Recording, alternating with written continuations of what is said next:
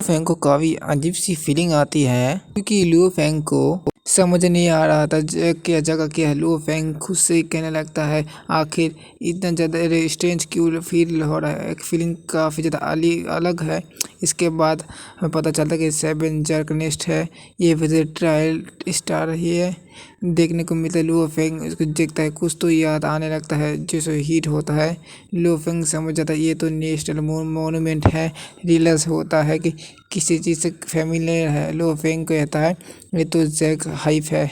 जैसे Luo Fang समझ आता है तभी वो कह रहा था फिर अर्थ में आपिर क्यों हुआ था। जिसके बाद हमें एक काफ़ी ज़्यादा अजीब सा और अगली सा क्रिएचर देखने को मिलता है जो को लुओ फैंग को प्रेजेंस को फील करने के बाद तुरंत ही बैठ गया था। लुओ फैंग का जैसा उसके ऊपर नज़र जाती है, वो शॉक रिएक्शन देता है। जिसके बाद ये अजीब से प्राणी काफ़ी अजीब चल कर रहा था। उसके बाद तो ढेर सारे गले जर्क वारिस आ जाते हैं। लुओ फैंग को जर्क बॉडी को देख रहा था वो समझ जाता है कि चारों तरफ से ट्रैप्ड हो चुका है और वॉरियर भी काफ़ी ज़्यादा पावरफुल लग रहे थे।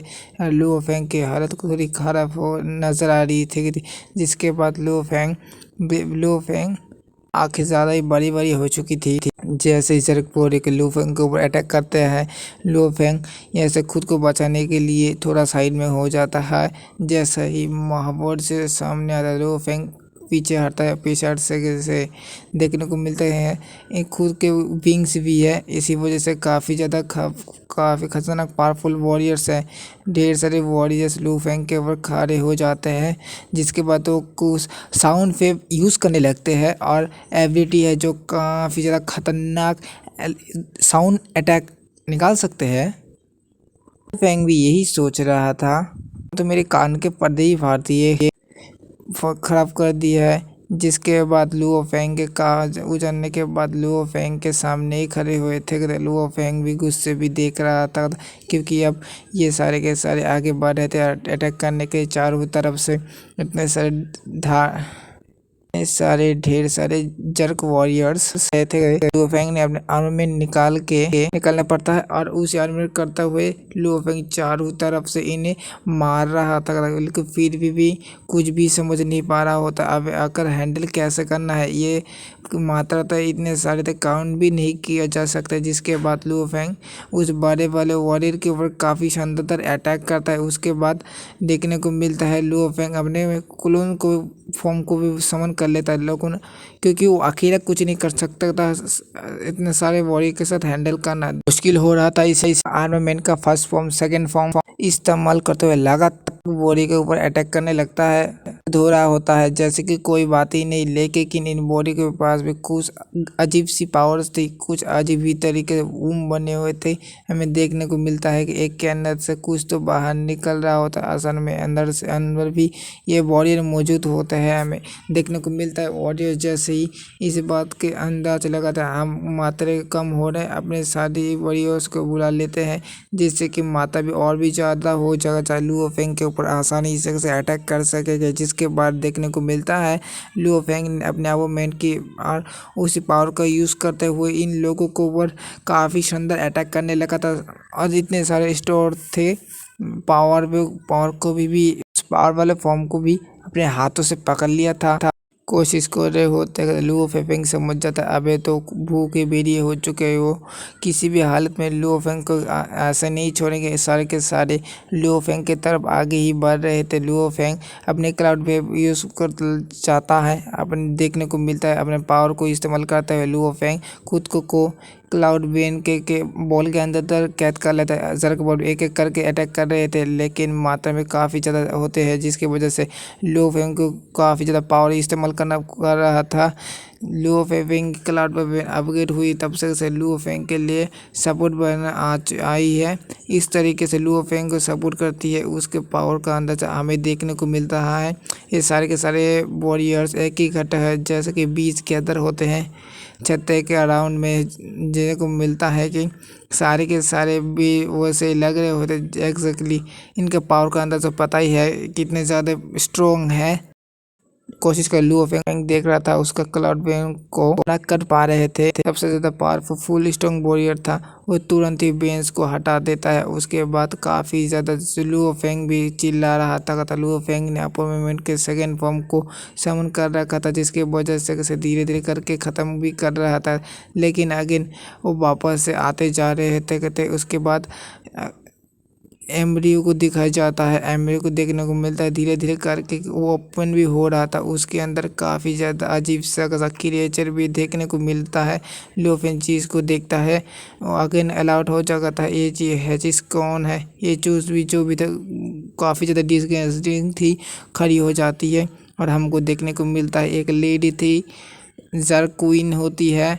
ये देखने में काफ़ी ज़्यादा अजीब सी कुछ गंदी सी लग रही थी, जिसके बाद हमको देखने को मिलता है उस जगह पे बैठ जाती है। तुरंत ही विंग्स ओपन करके है लुओ फेंग की उस सर जो जग्स बोली है उसको ख़त्म करता है। अपने सामने देख रहा था जर्क क्वीन मौजूद है और देखने को मिलता है काफ़ी ज़्यादा आइस भी बॉडी के अराउंड आ गई थी, जिसकी वजह से और फिर ज़्यादा डिसगस्टिंग टाइप लग रही थी। उसका एप्लीकेशन भी हो चुका था, उसे देख ही रहा था। उसे चारों ही तरफ से नाम सुनाई दे रहा था। लुओ फेंग अपनी इस चीज़ से निकलने की कोशिश कर रहा था। इससे पहले के लिए उसके इल्यूजन के अंदर फंस गया था। सर क्वीन के हाथ में लू फेंग होता है, जिसके बाद हमको देखने को मिलता है लुओ फेंग अब डायरेक्टली उस जगह पे पहुंच जाता है जहाँ पर जिसकी शादी हो रही थी। इसे ल्यूजो होता है। लुओ फेंग घबराता था। सुशिन भी पूछती है लुओ फेंग अगर तुम क्या हुआ है। लुओ फेंग इस मूवमेंट को एंजॉय करने लगता है। सुशिन का हाथ पकड़ लेता है, हाथ में रिंग पहना था है कंप्लीट हो जाएगी थी। सुशिन पूरे काफ़ी ज़्यादा प्यार से देख रहे होते ही और आगे पहुँच के किस करने के लिए लुओ फेंग भी खुश होते थे। किस करने वाला था, लेकिन ऑलमोस्ट गोल्ड हॉर्न में मुँह के बनने की वजह से कैसे लुओ फेंग बच जाता है। ये तो एक इल्यूजन था सारे के सारे सॉरिक परिवार उसको खाने ही वाले बात थे। लुओ फेंग आर्मामेंट इस्तेमाल करते हुए इसी पर बच गया था। अब वापस से जर्क क्वीन दिखाई जाती है। लुओ फेंग उसे जैसा ही देख रहा था उसे हेड के वजह सिग्नल था। उसको तो समझ गया था जर्क वॉरियर उसको तो डेरिएट करते फॉलो करते हैं। सारे के सारे वो फिर आगे थे उसके ही हुक्म को पालन कर रहे थे। जिसके बाद इशारा करती है लू मोयन को मारने के लिए। सारे के सारे अंधों की तरफ चले जाते हैं लू फेंग को मारने के लिए। लुओ फेंग कह रहा था इस सिचुएशन में बाहर निकल के बबत का सहारा लेना ही होगा और क्लोन फॉर्म में यहाँ पर आ जाता है।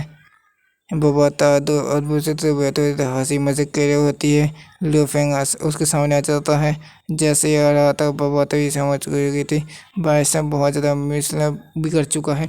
जिसके बाद हमें देखने को मिलता है लुओ फेंग पूछ रहा था अगर 31 नेशनल मॉन्यूमेंट क्या स्टोरी है, मुझे इसके बारे में जल्दी से बताओ।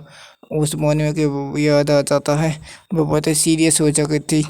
ऑटो को तो उसके खेलने के मूड में था। तुरंत ही थी बता देती है जो लेडी तुम्हारे सामने हो जर्क मदर है। जिसे लुओ फेंग और फिर ज़्यादा चौकन्ना हो चुका था। लुओ फेंग को समझ में आ चुका था कितनी बड़ी प्रॉब्लम में फंस चुका है। जिसके बाद वो कर रहे थे जो मास्टर बैटलफील्ड है वो ह्यूमन टेरिटरी के अंदर आ गई थी और काफ़ी ज़्यादा खतरनाक तरीके से वाइट भी हो गई थी, जिसके साथ उसकी हालत काफ़ी ज़्यादा ख़राब हो गई थी। ये मॉडल्स थे कि मैनकाइंड ऊपर इस जर्क नेस्ट को हासिल करने की कोशिश की थी। किसी भी हालत में जर्क नेस्ट को हासिल करना चाहिए। इसी वजह से बहुत ही तरीके से इंजर्ड भी हो गया था। देखने को मिलता इसी बीच पूरे का पूरा प्लेनेट डिस्ट्रॉय हो जाता है। उस जोर को बचाने के लिए तुरंत एक सीक्रेट के ऊपर छोड़ दिया। इसके बाद सुनते ही लुओ फेंग भी और फिर ज़्यादा हैरान हो जाता। कह रहा था ऐसा लग रहा था कुछ तो लोग हैं इसकी इमोटल बनने के लालसा में इसको हासिल करना चाहते हैं। 9 साल हिरन हिल फैमिली ने कोई भी एक्शन क्यों नहीं लिया। इस चीज़ पर सबसे अवगत लोनस हॉल फैमिली की नज़र थी। वो बता कह रहे थे हाँ लोग आतों की हिडन कॉन्स्टिट्यूशन के अंदर मैंने चीज़ की पता लगाया जो डाटा इसके अंदर मौजूद है उसके हिसाब से लोन लोग हैं इस नेस्ट के ऊपर काफ़ी ज़्यादा क्लोज ध्यान दिया रहे थे। इसको को ऑब्जर्व किया और समझ गए थे ये तो वो तो काफ़ी ज़्यादा काम की है। पता है कि उस क्लोज क्यों नहीं है। बहुत ज़्यादा आसानी के साथ समझ गए थे। रिस्ट्रिक्शन लगा हुआ काफ़ी ज़्यादा खतरनाक है, बिल्कुल भी रिस्क नहीं लेना चाहते थे इन लोगों के साथ, इसके चलते उन्होंने इस चीज़ को टच तक नहीं किया। अब जैसे कि लू फेंग बात की बात सुनता है, काफ़ी ज़्यादा सीरियस हो गया था इस टॉपिक को लेकर के, कह रहा था नोलान सान इस टीजर की मदद से इतना ज़्यादा कदम उठा सकता, पीछे ले सकता है। ये तो हुआ था, बाकी सारे लोग भी हासिल करने के चाहते होंगे। बबीता समझ ऑफ कोर्स ये तो हासिल करना चाहता है, लेकिन सोचने वाली बात है कि उसे वापस से कैसे पता चला, तो ये लोग वापस आएंगे उस चीज़ को हासिल करने के लिए। ये सुनने के बाद लू फेंग भी और भी ज़्यादा चौकन्ना हो जाता है। जर क्वीन भी इसका कैरेक्टर देख कर समझ गया था कि अगर इसे न धरती के ऊपर पड़ गई तो ये तो हमारे धरती के ऊपर जाके बहुत ज़्यादा तबाही मचाएगी। जिसके बाद वे भी समझ जाता है धरती को इस बंदे से काफ़ी ज़्यादा खतरनाक होने वाला है। उस वॉरियर से नफरत में काफ़ी ज़्यादा होते हैं, अब अपना उनको काफ़ी ज़्यादा बुरी तरीके से मारते हैं, तो बुरी तरीके से सबक भी सिखा सकते हैं। फेंग को इसी चीज़ का डर सता रहा था, न जाने कि अब क्या होगा। जिसके बाद लू फेंग इस जगह पर तो मौजूद होता, दूसरे साइड पे फाइट भी कर रहा था। इस फाइट पे अगर इस मूड में आ चुकी होती है, लू फेंग अपने पूछने लगता है कि अगर इस जर्क क्वीन को किस तरह के एलिमिनेट कर सकूँ। बताता है बेहोश होने के नाटक करते हुए कहती है, भाई साहब इस आपके मास्टर भी हमें ख़त्म नहीं सकते थे, बहुत ही ज़्यादा खतरनाक चीज़ है। जिसके बाद हमें देखने को मिलता है तो कभी भी लोग बीच में पीछे खड़े हो जाता है, गुस्सा आता है। आज के लिए एक बॉम्ब आ चुकी है सामने के ने, अगर एम्पटीओ हरकत में आ गया है तो क्या होगा। अगर भाई सब आपने ट्रायल कर नहीं दिखा, आपके अब क्या हो रहा है, जो पता चल जाएगा इस सब कोई चीज़ के बारे में, तब क्या हो सकता है। जिसके बारे हम देखते हैं लू फेंग वापस से बैटलफील्ड के अंदर आ गया था। ओपोनेंट को देख रहा होता था, जाफी की तेजी के साथ उसकी तरफ बढ़ रहा था। अभी दूसरी तरफ देखने को मिलता है ये लोग बेट को परफॉर्मेंस में दे रहते हैं, जिस टाइम 7 टाइप आ गया होता है।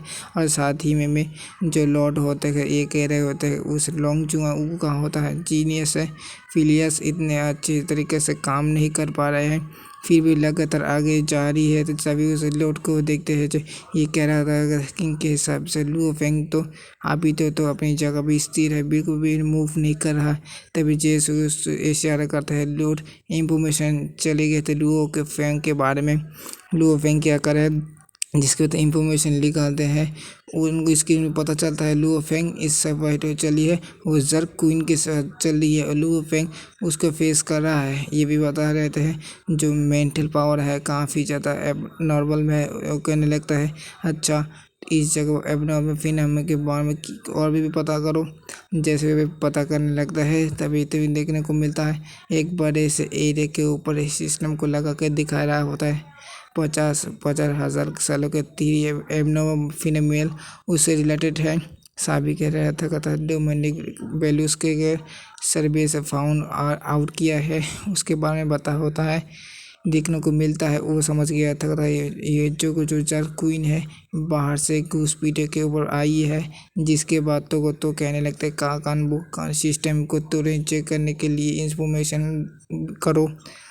इसके बाद सोच रहे थे काफ़ी ज़्यादा सीरियस हो रहे थे जर्क क्वीन के बारे में सोचने पर।